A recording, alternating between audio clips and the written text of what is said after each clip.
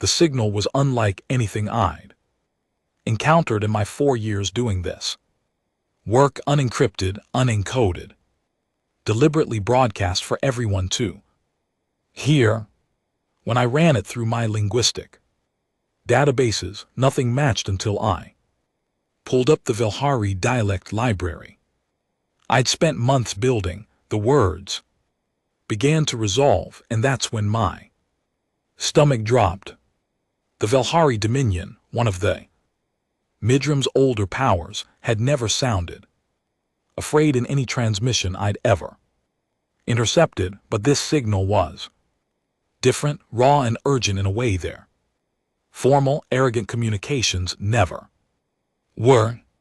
It was a prayer, a literal one cast across every frequency band into deep space, directed at beings they called the ordained, a spiritual authority they only invoked in ceremonial context, never in open transmission. Calling on the ordained meant you'd exhausted every other option. As I translated line by line, the message became clear. The Velhari were begging for mercy because they'd invaded the Ethri, a small civilization with no military capability, and they'd done something they couldn't take back. The Ethri's only response had been to send a message to Earth. Now the Velhari were broadcasting prayers into the void, because they'd learned what that meant. The word Terran appeared throughout the transmission like an incantation, and I understood immediately why they were terrified. I flagged it as priority red and called Commander Lark, who answered almost before the second tone finished. He arrived minutes later in his undershirt, hair disheveled from running, and I played him the translation. He read it twice in silence, then asked if I was certain of the accuracy.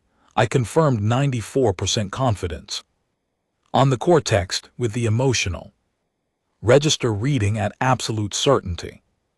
They're terrified, I explained, more frightened of what Earth's protection pact means than of their own gods. Owen immediately pulled out his personal comm and sent an urgent dispatch to Fleet Command with a priority flag that would wake someone no matter the hour or rank. He told me to pack my kit. Fleet would need someone who could speak both Velhari and E3 dialect fragments, and I was the only one on station who qualified. Then he said it, they're sending the expeditionary hammer, and I understood exactly what that meant. The third expeditionary hammer wasn't a diplomatic unit or a peacekeeping force. It was something far more serious. I went to my bunk and started gathering my things: translation kit, personal tablet, uniform set.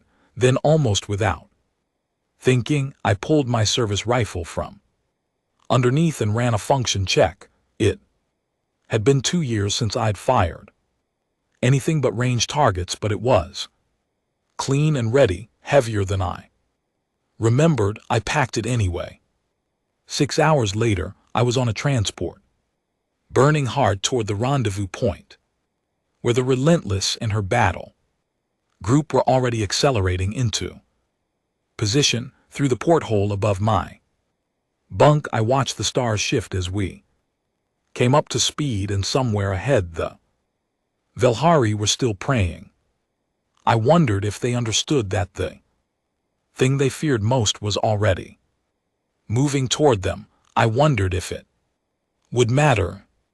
I closed my eyes and tried to sleep but couldn't. The stars kept moving, and somewhere in the dark a fleet was answering a call that no prayer could stop. The Relentless wasn't beautiful. She was wide through the middle, dark gray, bristling with sensor arrays and weapon platforms so densely mounted they looked grown rather than designed. She wasn't built to impress. She was built to arrive and be the last thing that needed 2. I came aboard through the secondary hangar and was taken straight to the briefing deck without time to find my bunk, a fleet adjutant named Derek Moss walking me through the ship. Moss moved at a pace that made it clear nobody here was going to wait for anyone. He told me General Hale wanted me in the command briefing in 40 minutes, not looking at me as we moved through corridors that smelled like metal and recycled air. When I mentioned I hadn't slept in 30 hours, he just said nobody had and kept walking. I'd heard of General Helen Hale before meeting her. Most of the fleet had. She was 61, commanding expeditionary operations since before I finished basic training, and she wore her prosthetic left arm without any cosmetic cover, just bare titanium from the elbow down, a reminder of the Corvus engagement 14 years ago. She wasn't tall or physically intimidating, just short white hair and reading glasses perched on her nose.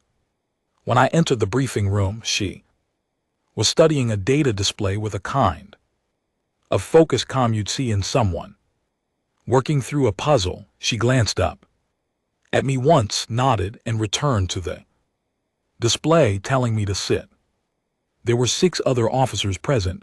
I only recognized Commander Grant Ellis, the fleet tactical lead, who had that particular stillness that comes with years of combat planning experience. He was watching the main display with his arms crossed and his jaw tight. General Hale mentioned they'd picked up the same Vilhari signal I had, but they'd also received the original E3 distress message 11 days ago through the Article 7 relay, and they'd been moving ever since. I hadn't known about those 11 days, so I asked what the E3 message contained.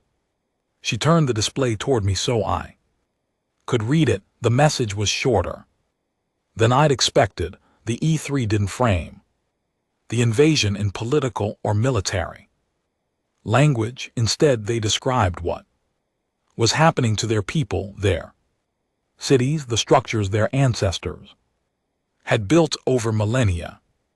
They wrote about children who couldn't understand why strangers were tearing down walls that had stood since before recorded history. At the end, using the formal register of old E3 treaty language, they invoked Earth's protection under Article 7 of the Interspecies Accord, which humanity had signed 40 years ago as a guarantee to any civilization registered as non-military under galactic law. Signing that accord meant making a specific promise. If anyone came for those who couldn't defend themselves, you would come for them in return, not to mediate or negotiate, but to act. I set the display down and asked how long until we reached E3 Prime. 17 days. At our current speed, Ellis said, which meant the Vilhari ambassador's shuttle would intercept us in about 4 days. They were already moving toward us. Hale explained without emotion, wanting to talk, offering reparations, concessions, tribunals, formal apologies, in multiple languages, anything that would let everyone leave with their dignity intact. I understood then that we weren't going to accept any of it.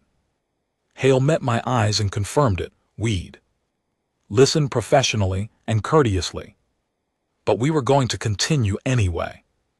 The Vilhari shuttle arrived on day 13, a white diplomatic vessel marked with their symbol for open hands, surrender, and conversation both. 7 escort drones flanked it, a sign they were still wary despite their peaceful intentions. The ambassador himself was Sar with stars, a name chosen at a pivotal moment in his life rather than given at birth. Tall even for his species, with 6 limbs and the facial markings of high diplomatic rank. He was brought to the main briefing room. Derek Moss escorted him in with 2 security officers, and I was already at the translation console while General Hale sat at the head of the table with Commander Ellis beside her, just the 3 of us, no recording officials, no delegates, no ceremony. When SAR with Stars looked around, I caught the subtle shift in his expression. He'd expected something formal, something that looked like a proper diplomatic process. Instead, he found 3 humans at a table. He settled into the respectful Valhari posture and began speaking at length, while I fed a quiet translation to Hale. He was a skilled orator, eloquent and methodical. He presented the Valhari case precisely. The E3 system held minerals critical to their energy infrastructure. Diplomatic requests for shared access had been refused, and the Resource Council had decided to take it by force despite objections from the diplomatic corps. He acknowledged the harm caused, offered substantial reparations, and proposed an independent tribunal to determine accountability. Throughout it all, he kept his gaze fixed on General Hale, who remained completely still.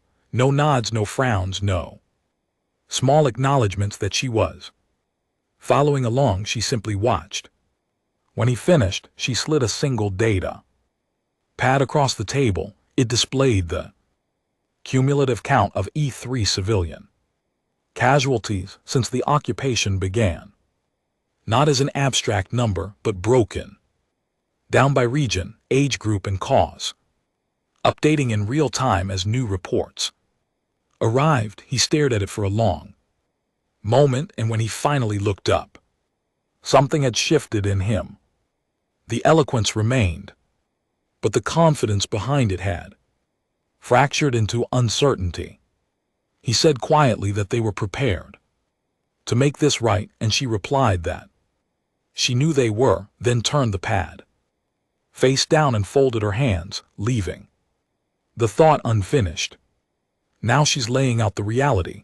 The E3 invoked Article 7, which binds them to respond. This isn't a negotiation about whether they act or what terms govern withdrawal. His forces will leave E3 space, period. The only question is how. When he suggests they have 400,000 soldiers in the system, she meets it with patient certainty, the kind that comes from having already played this scenario through to its conclusion. She's not hostile, just immovable, and she's about to explain why his numbers don't actually change the calculus. Ellis's point lands differently now. She treats every negotiation with basic humanity, even when the answer is no. As we approach E3 Prime, I'm struck by the contrast. 4 days of travel, and now we're descending into a city still burning from conflicts that started weeks ago. The heat hits first, not from our engines, but from the fires themselves. 3 districts still smoldering, smoke rising in gray columns against an orange sky. The smell cuts through my helmet filter. That particular combination of scorch stone and organic material that I've only known from training until now. I'm embedded with Strike Team Iron Cradle under Captain Finn, a sharp operator who checks her tactical map constantly. 22 soldiers, one objective: the central garrison where the Valhari have dug into what used to be a cultural archive.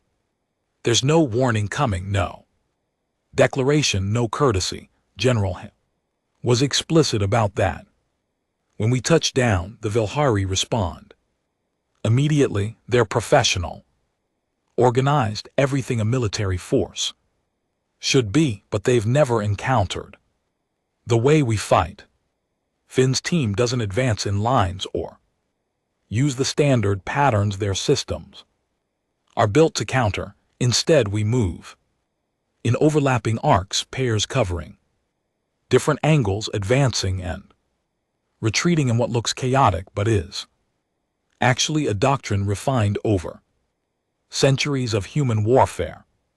The Velhari commanders can't predict our movements because the pattern they're looking for doesn't exist. I move with the second element through an abandoned market street past overturned stalls and cracked paving stones.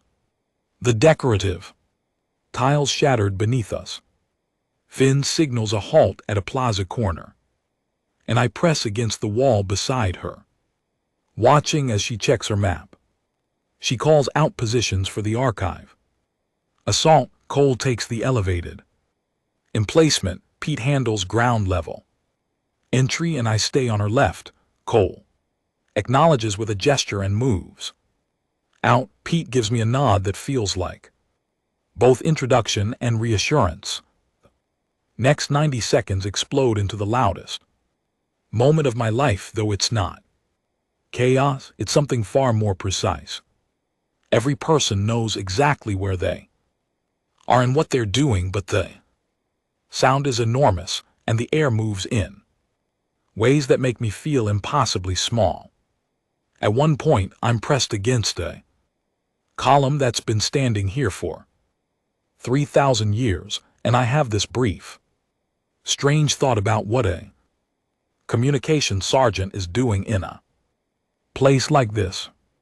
When the noise stops, the archive is secured, 11 minutes from touchdown to complete control. The remaining Velhari soldiers, 43 of them, some injured, are disarmed and placed under guard in the lower level.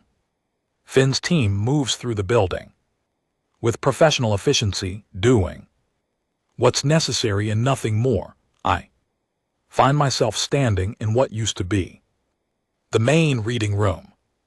A call comes through on my personal communicator, flagged as incoming on the Velhari command frequency.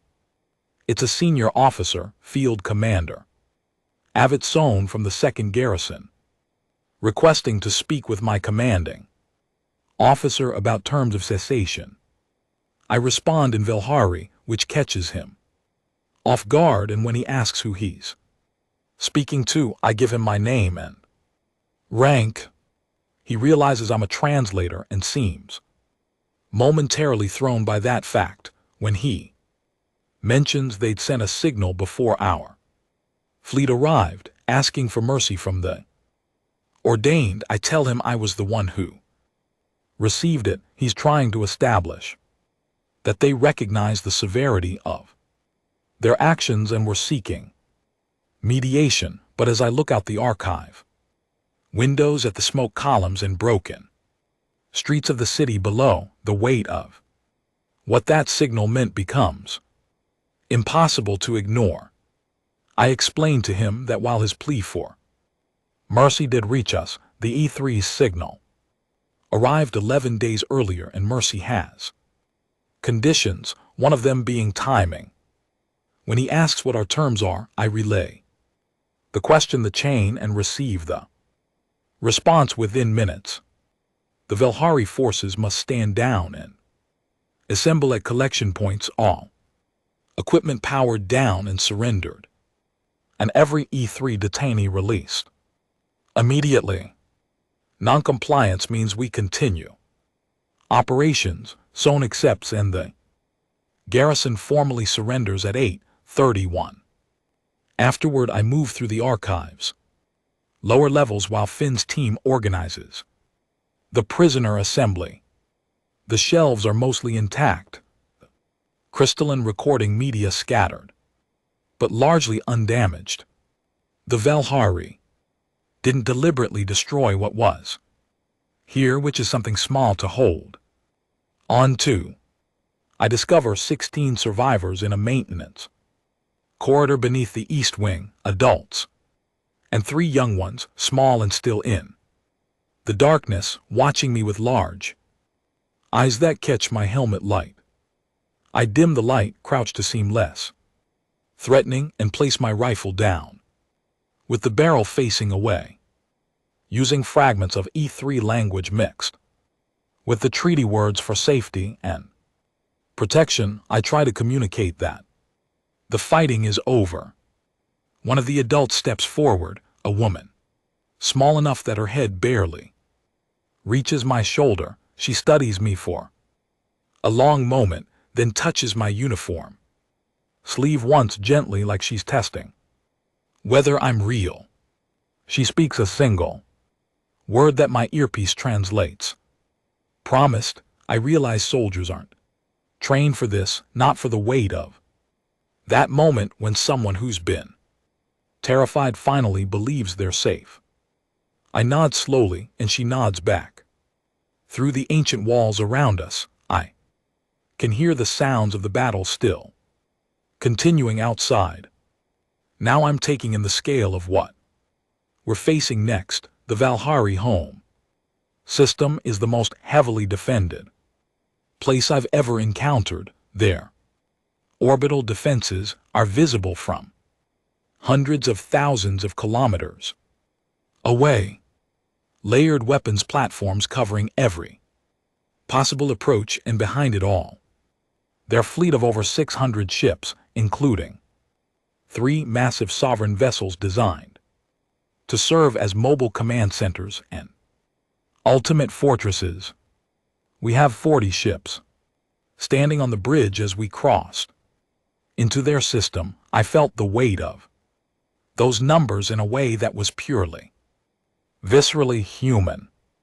The tactical display made it clear we were outmatched, and significantly so. But then I looked at General Hale at the navigation console, and she had that same steady, present expression she always wore in briefings, reviewing casualties, eating lunch, completely unshaken. When she caught me watching, she told me to get some water. The Galactic Observers Council opened their channel almost immediately. Everyone was watching. The destruction of an E3 civilization was historic enough, but a direct Earth-Valhari engagement was apparently even more significant. The representative who appeared was Murren, tall and blue-gray, with senior mediatory markings, a species whose name translated roughly to calm voice. They addressed General Hale in Standard, and I realized the entire galaxy was about to see how we responded.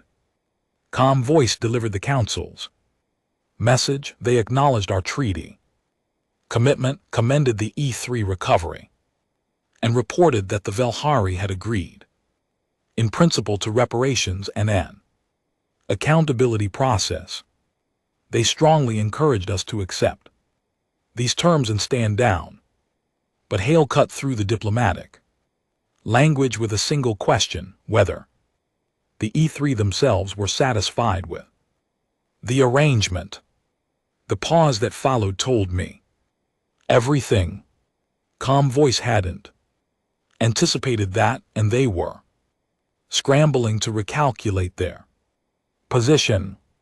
When pressed directly, Calm voice admitted the E3 representative didn't consider the framework sufficient. Hale's response was immediate and decisive: neither did we. She closed the channel. Within moments, Commander Ellis reported the Valhari fleet was reforming into defensive arc around the planet.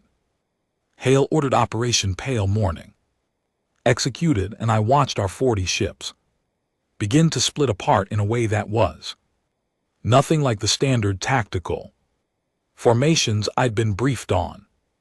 Something far more complex and coordinated than I'd anticipated from the abstract descriptions.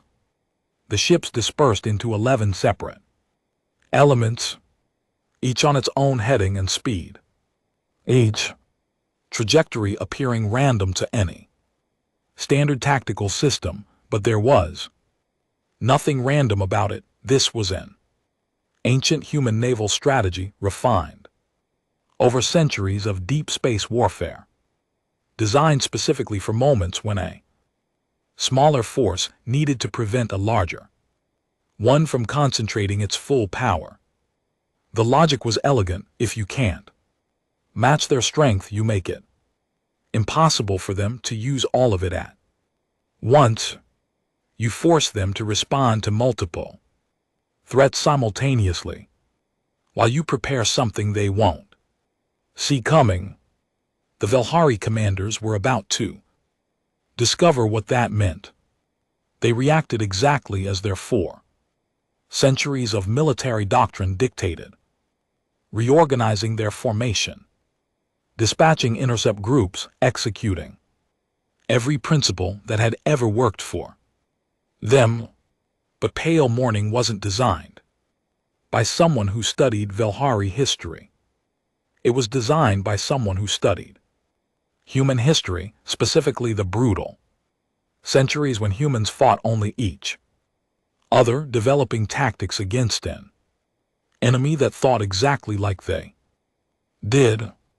No alien civilization had ever endured that kind of crucible, that relentless refinement against a mirror image of themselves.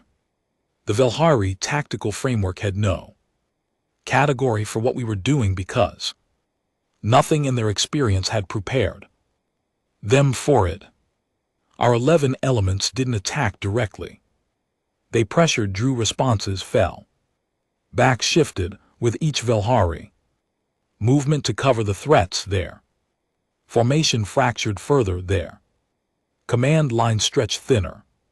After 4 hours of this maneuvering, Ellis confirmed what we'd been working toward. Their sovereign ship was isolated, separated from the main carrier group by 80,000 km, cut off from supporting elements. Hale saw it immediately and gave the order to converge on their command cluster with full force, avoiding civilian infrastructure. Our 11 elements reversed course, and suddenly the Velhari were facing 40 ships in tight coordination, bearing down on their most critical vessels, while the rest of their fleet was too dispersed to respond.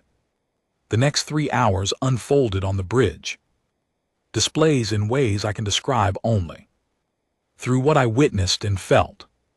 I heard Velhari squadron commanders request disengagement 3 times, and each time Hale granted it without pursuit. She wasn't counting kills. She was forcing a surrender.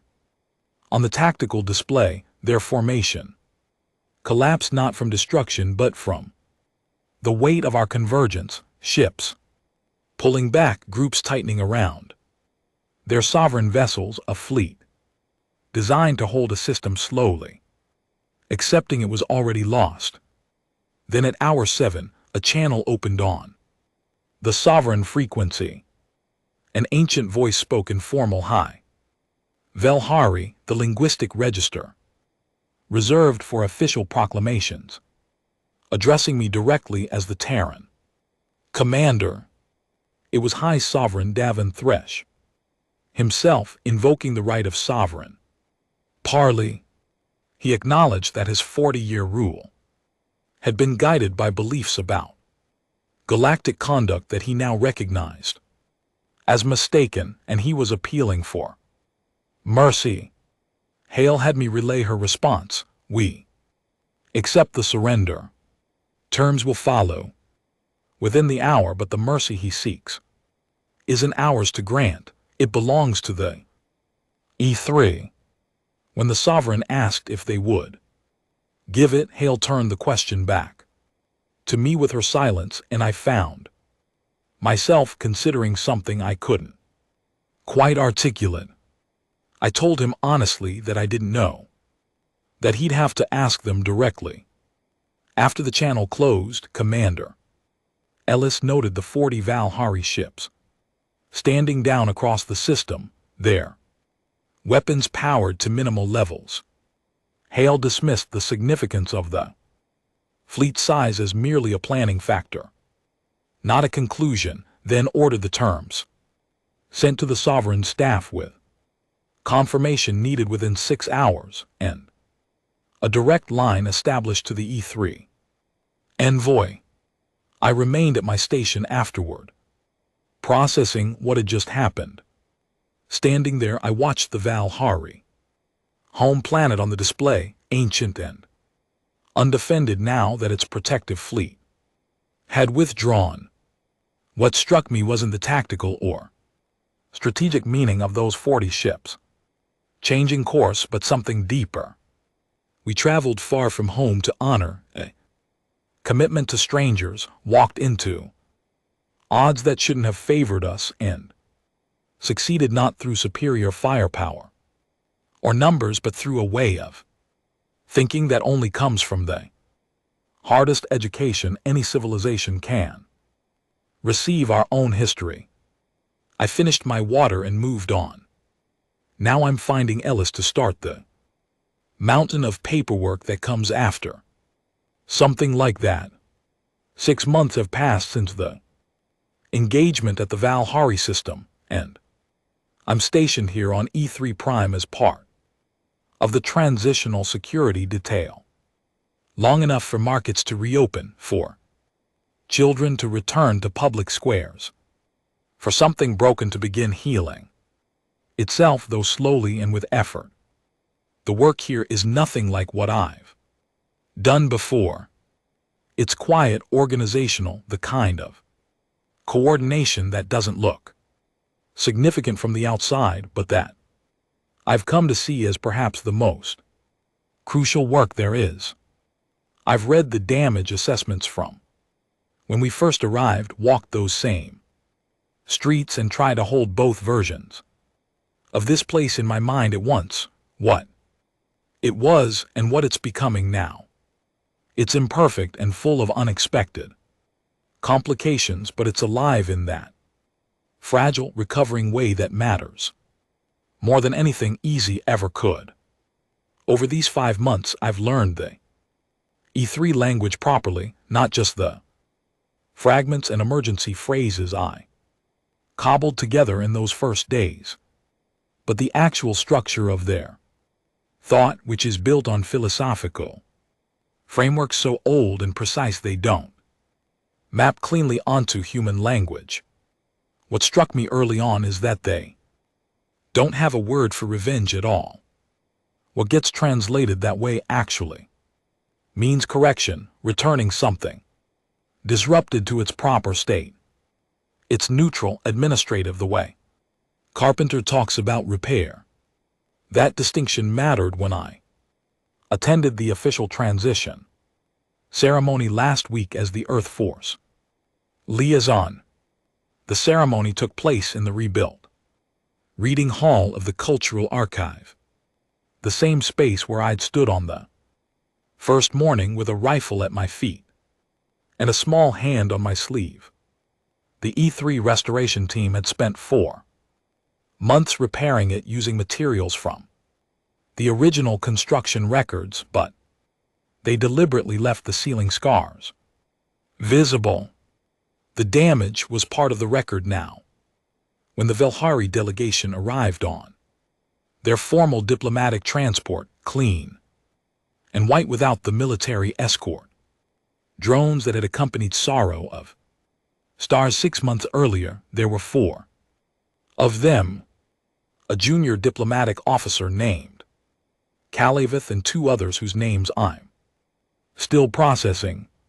Sorrow of Stars himself was fundamentally different, not in appearance but in how he carried himself, moving with careful deliberation and watching everything with the weariness of someone whose understanding of the world has shifted. I met him at the archive entrance and walked with him inside, and for a long moment he said nothing, just taking in the building, the street beyond with its open market stalls, and the E3 moving through the morning light. When he finally spoke, he was remembering his last visit to this world. 3 years before the invasion, when he'd come as part of a diplomatic advance party assessing mineral rights, and the archive had been full of people, students, researchers, families. He told me he'd noted the archive, their resource assessment report, classified it as culturally significant and worth preserving during any acquisition operation. He'd written that notation himself. I understood then the particular weight someone carries when they work to protect one small thing within a process that destroys everything else around it. And I told him he needed to tell the E3 that directly, not me. The ceremony that followed was conducted. Informal E3 register, ceremonial, deliberate, precise about every word and its placement, and I followed most of it, with help from a young E3 diplomat when I needed it. The Velhari presented comprehensive reparations documentation that had been 3 months in preparation, reviewed by the Galactic Observers Council and the new interim governance covering extraction, rights reconstruction funding, and an independent accountability process for individual officials. When the E3 Council accepted it, there was no applause, but rather a 15-second silence, the way they honor something truly significant. I stood watching from the edge of the hall, thinking about everything that had to converge for this moment, the signal. In the dark, the cold coffee and humming light, the transmitted prayer that became something else, the water on a briefing table. 40 ships against 614. A small hand and one word. During the open address, Sorrow Stars spoke in E3, a language he'd been studying since the surrender, his accent rough but his choice to speak without a translator, and in the personal register rather than formal one, creating a profound quiet in the hall. He was beginning to articulate something he'd come to understand over the past 6 months about how strength had always been measured in Velhari culture. He continued, explaining that strength wasn't about capacity or control or accumulation, but about commitment, not what you could do, but what you were willing to go very far to keep. When he said it, he looked directly at me, and I held his gaze. After the ceremony ended, people gathered in the restored courtyard where the E3 had arranged food in patterns that held meaning for the occasion. Ren walked me through some of the symbolism as we stood at the courtyard's edge, pointing out the significance of the arrangements. Ren explained that the long row of dishes represented continuity, things that existed before and would exist after, while the cluster in the center held food for the present moment, which the E3 believe is the most fragile of the 3 temporal states. The past is fixed, the future is open, but the present is where things can go wrong. I remarked that this was a very precise way to worry, and she met my observation with a steady gaze, nodding that the E3 had 12,000 years to practice such precision. Later, as the formal parts of the day wound down and the courtyard grew quieter, Sorrow of Stars found me. He mentioned that I'd been here 5 months now, and when I reminded him of General Hale's commitment to the transition period, he grew thoughtful. He'd been sitting with a question for a long time, he said, and asked whether my people ever prayed before everything changed, before the signal, before Article 7 and the fleet, whether we ever sent words into the dark asking for something beyond our own reach. I looked at the archive building before answering, thinking about how to give him the true answer rather than the Comfortable one, we had prayed yes and for centuries, but nothing came. When we faced serious, long-lasting troubles, nothing responded or appeared to help us. He watched some young E3 examining the food arrangements with curiosity and asked what we did instead. We argued about it for a long time. I told him honestly. Some of us kept praying while others stopped. The ones who continued mostly did both. They prayed and they worked, which turned out to be the most effective approach. He made that quiet, thoughtful sound I'd learned was the Valhari equivalent of a laugh, then said something that reframed everything. From their perspective, they sent a prayer, and we came, so that looks like an answer. I pointed out that from our perspective, it just looked like a Tuesday. We both sat with that for a moment, watching the afternoon light warm the courtyard stones. But then my communicator chimed with a priority red signal from the deep space relay, the kind that only activates for emergencies from civilizations under the interspecies protection framework. The message had a familiar structure: small, non-military civilization facing an aggressor, calling for help from the only party they thought might answer. At the bottom, in the standard format, all registered civilizations used for formal invocations, was a single word: Terran. I read it twice, closed my eyes for 3 seconds, then opened a direct channel to the relentless. General Hale answered immediately, and I forwarded the signal. She reviewed it in silence, her voice steady as always when she asked for my orders. I told her to stand by, and I could hear the ship beginning to shift from ready to moving, its operational systems coming online. Hale told me to report to the hangar at 600 and we leave at 700. The channel closed. I was standing in the courtyard of an ancient archive on a recovering world, the afternoon light still warm on the stone, when Tsar of Stars approached and asked about the signal. I told him we were going, and he looked out at the courtyard, at the E3 studying their ceramic arrangements, at the building still standing, at the scars in the ceiling the restoration team had chosen to preserve.